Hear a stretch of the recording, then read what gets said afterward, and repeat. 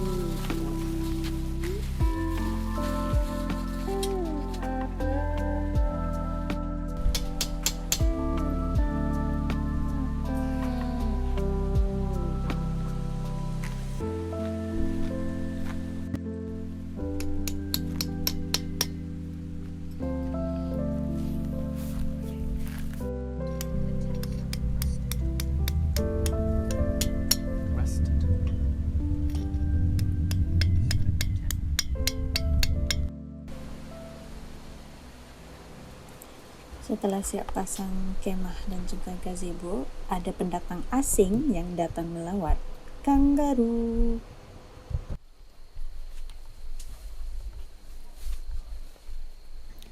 Ini setelah beberapa hari kita telah berkemah, kita mulai banyak baju kotor yang harus dibasuh.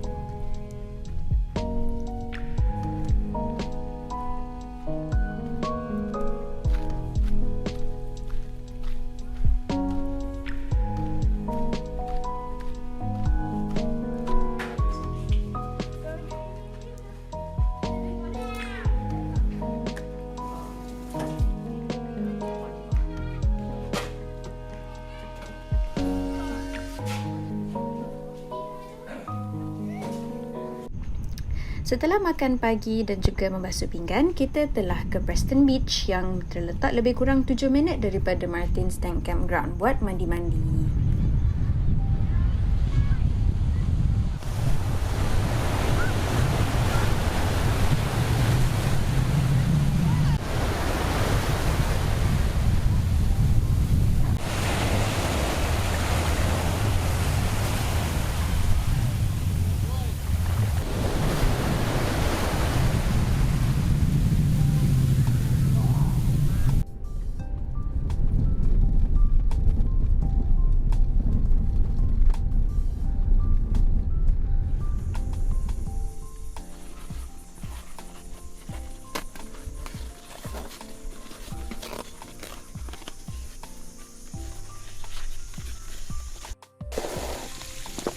Ambil satu lagi. One more lah.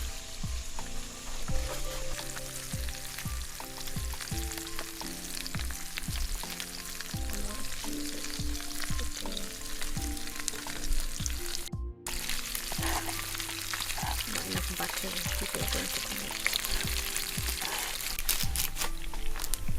So big.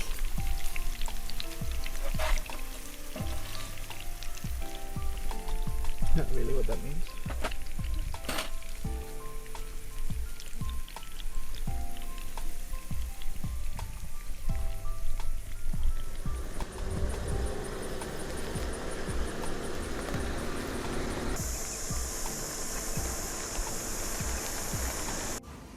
Itu sahaja buat episod kali ini. Terima kasih kepada semua yang menonton dan semoga kita ketemu di video yang seterusnya.